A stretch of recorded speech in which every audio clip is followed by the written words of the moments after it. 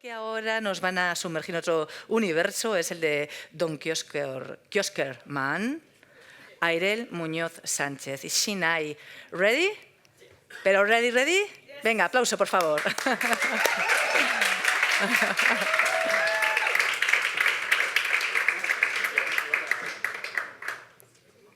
Cuidado. Hi. Oh. Hola. Hey.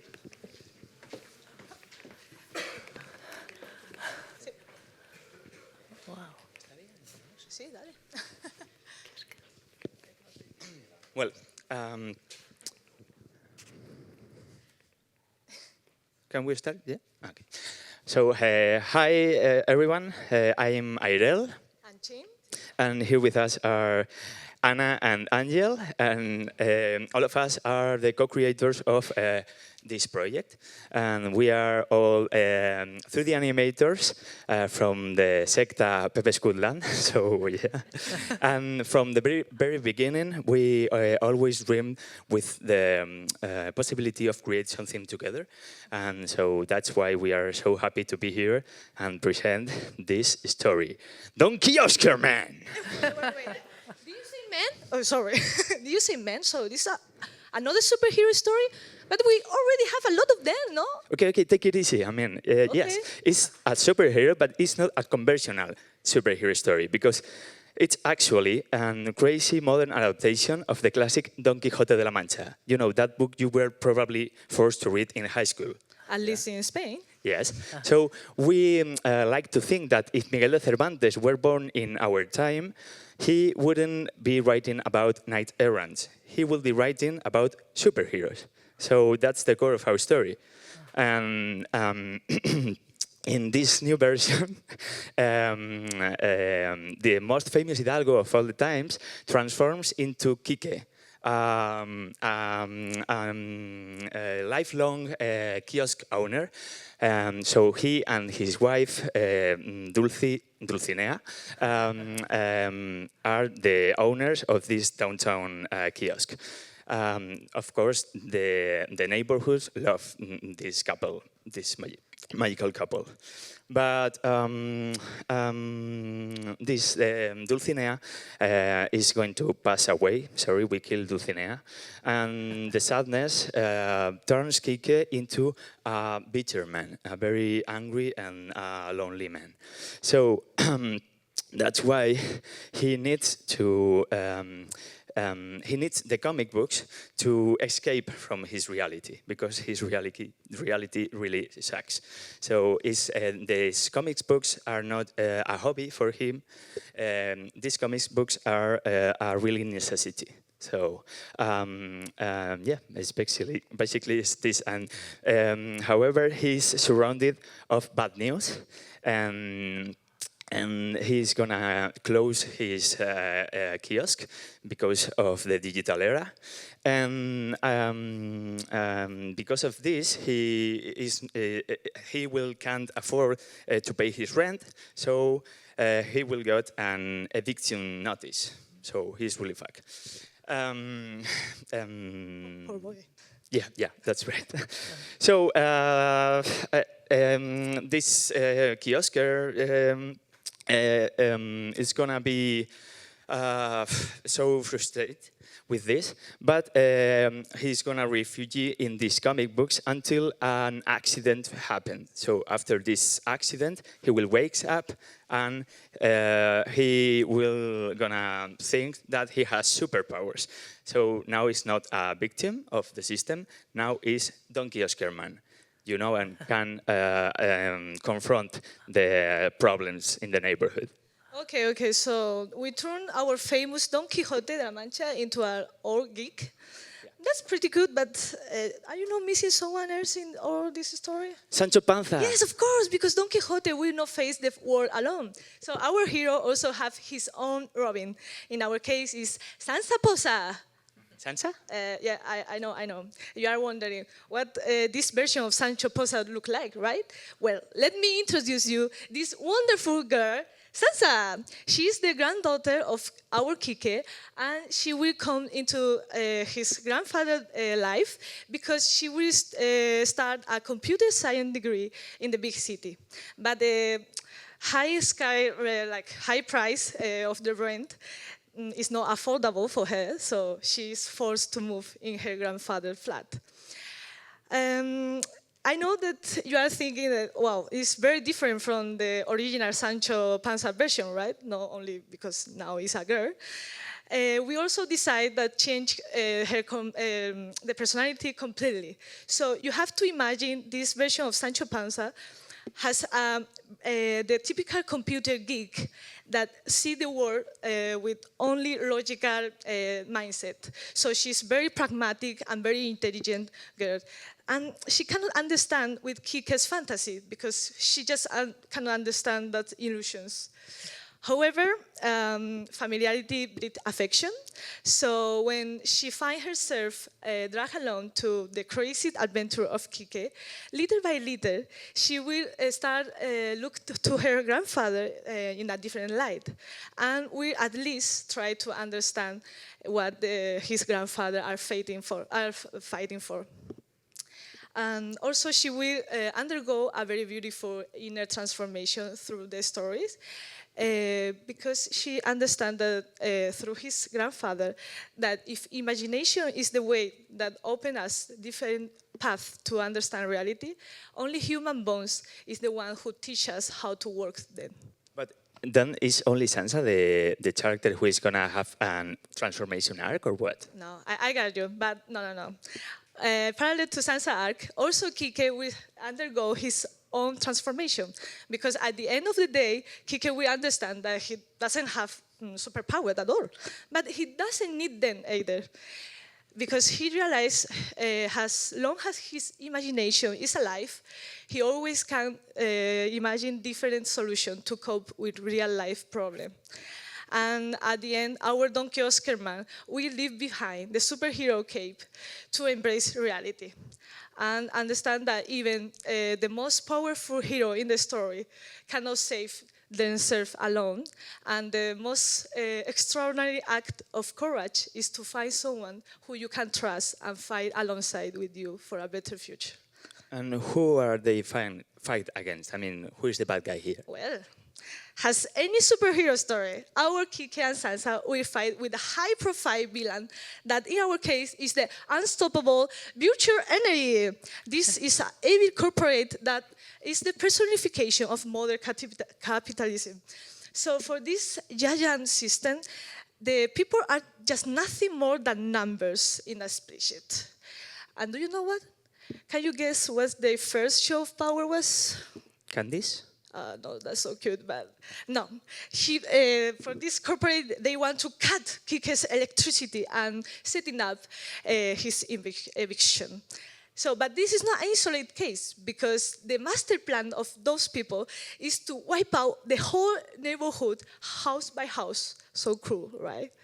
But don't worry, because that's why our duo, superheroes, we join forces to face against this core system and embark in an epic adventure, turning their ordinary life into an epic urban odyssey. Wow, an urban odyssey, I love it. So our story is based in the present, in the 20th century's era, and it's going to be two different worlds.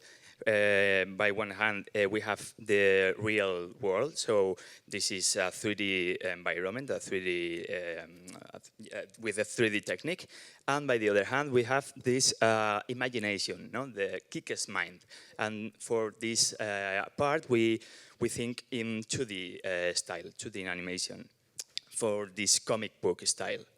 Well, this our short is going to be a 3D and 2D animation short film with a duration of 17 minutes, and the genre is superhero adventure or misadventures with a little bit of absurd comedy and a bit of drama, like the life itself. Our status is actually in development. So we are now looking for possible investors. So if you have any money, this is my Bithum. We have a Bithum. It's 626. It's okay, mate. It's okay. Thank you very much. Thank you very much for being so honest. So let's straight to the material that we are here to show you today. So this is a short teaser that cover the beginning of our story. So we explain like our hero's origins. What that mean? That means that sadly Sansa will not appear in this clip yet, and we are running off time. Also, I want to mention that this is like a prototype teaser, so the final art is not reflected yet. Yeah, and just to finish, well, with this project, we want to rescue the essence of the Cervantes masterpiece. So we think imagination is power, because when the reality increasingly be more cruel and unjust, only those who are capable of imagining a different reality will ever be able to transform it. So, dentro vídeo.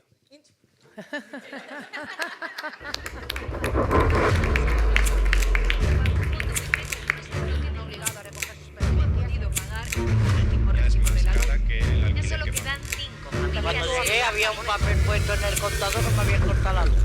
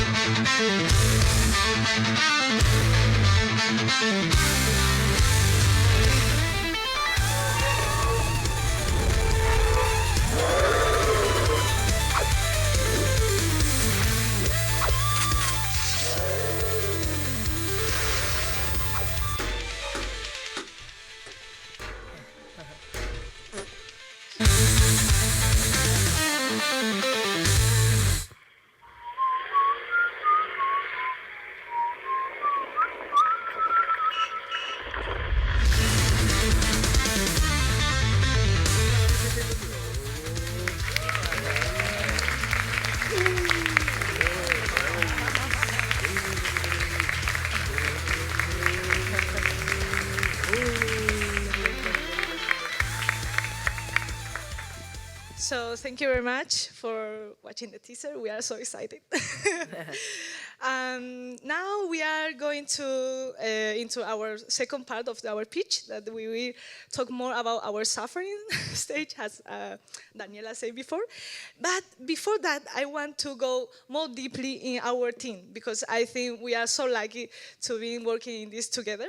So I want to say that I feel our team like a superhero, because even all 4 of us are coming from the same Pepe school. Actually, we are coming from very different background. So, for example, Angel Creed, he is a sound technician, so he's in charge of most of the sound in the project. Then we have Airel Muñoz, who is an actor in the real life. And he like supervising the script. And then we have Chin, that is myself. I'm a psychologist. Yes, I'm here in like Animator 3D and manage the project as producer. And last but not least, we have Ana Escudero, who is the incredible professional illustrator, who is our art director. So, Annie, are you okay? Because we spend like a lot of suffering, like approximately like 600 hours of our life. Yes, but we put a lot of love, I promise. And we consider that the most intense part of the project was in the beginning, like setting up the world and the modeling. Because also we are trying to understand a new tool that is queer, and also how the project will be move forward. So, having give this tribute to my wonderful team, I think it's turn to discuss the transformation of our project.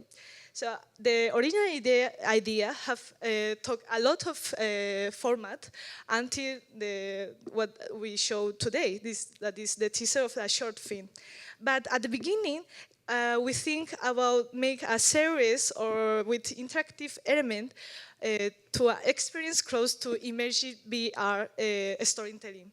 Because we are particularly interested that the idea that stepping into Kike's mind would transform not only the aesthetic, but also the way we perceive his own imagination.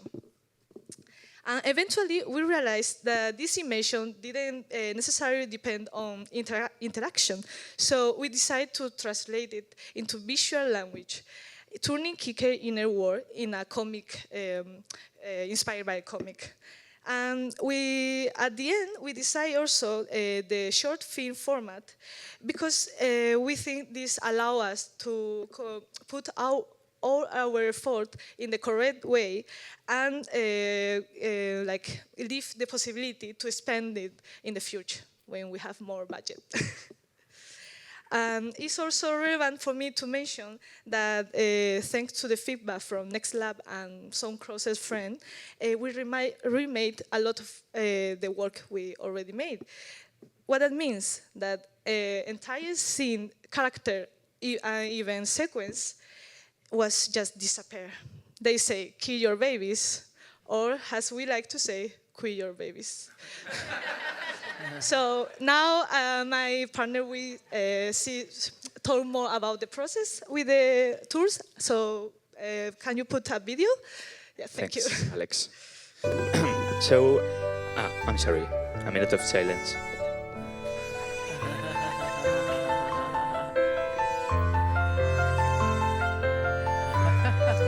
Bye-bye, babies. Well, so as you can see through the video, far from being waste of time, all that rejected material gave us plenty of experience, and it helped us to understand what really worked and establish a consistent aesthetic between the 3D world and the language of comics. And as the project took shape, Kike also went through many different versions, as you can see in the video. So we decided to model different Kike's expressions for making like in a stop motion kind of animation, changes the heads. And this is our living room, well, Kike's living room. And we have two versions of Kike, one for the reality with more sad colors, and one for the superhero Kike with colorful colors. We create this animation with folder systems. So that's how we can animate with interpolation, and that helps a lot for some shots. And for the villains, I mean for the mills, we decided, well, here you can see these folders systems. The rig was quite hard to do and write the names. So yeah. For the villains, as I was saying, we use another technique. We use well, actually, all this shot was produced by Angel. He's amazing, and he used this frame-by-frame animation inside Quill because he feels that he can more intuitive and more freedom to create this transformation, crazy transformation with this villain. So all his work fighting with Quill for creating that 2D style in here. So for the work with AI, we want to do the same, render AI, but and that's how we create some lighting scenes. We also use Magnific for try to prove and prototype other concepts and how to prove if this illumination, if this lighting was good or not. But we have some problems, like you can see, because AI is not always so intelligent, as you can see, and always a bad. I don't know why, always a bad. Yeah. So thank you. We can. Yeah. Thank you, Alex. So thank you very much. Now I will go into more specific our workflow with the tool Magnific AI. So our idea is to reach a specific aesthetic. So the style is very quite thoughtful.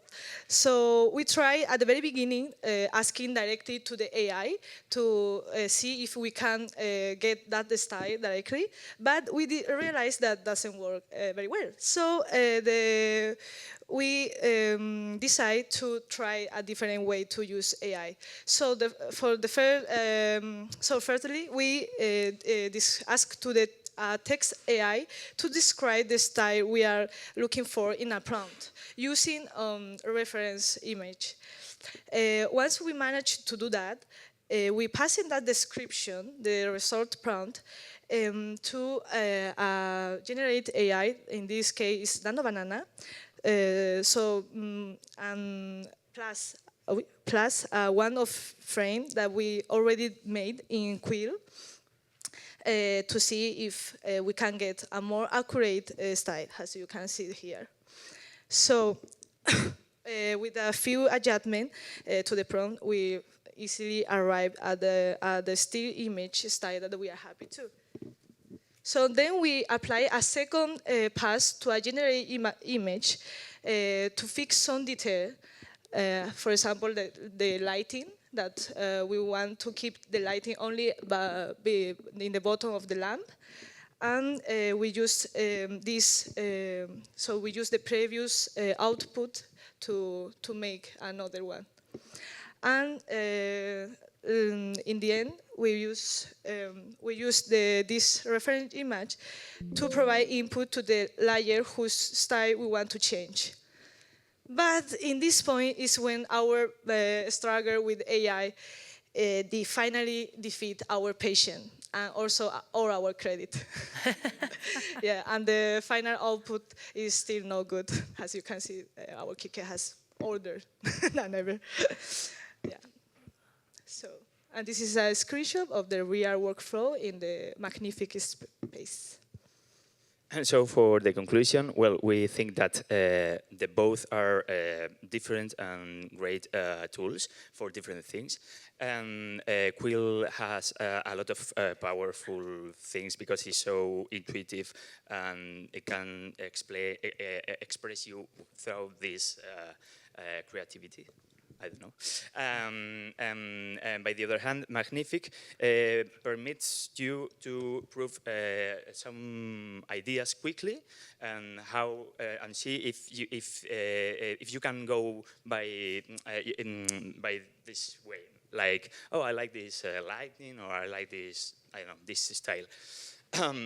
By the other hand, if we look at the more complex or bad things in these tools, where in Quill we find complexity in the physical, because the ergonomics is so complex and you maybe got sick and you have to go to hospital. Yes, that's true. Not all the time.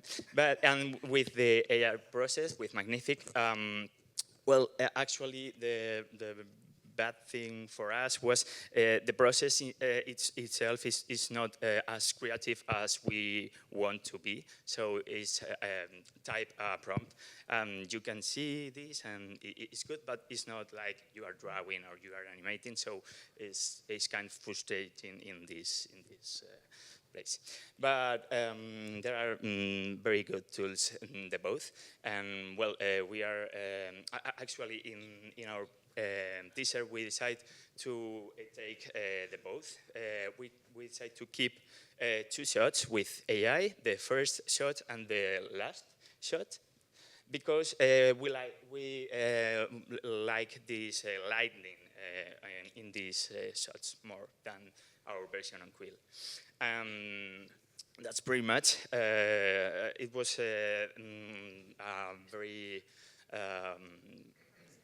very wonderful experience being here in Next Lab and can learn these tools, and it was amazing. So thank you very much for this journey, and thank you for all the team of the Next Lab generation. Thank you very much.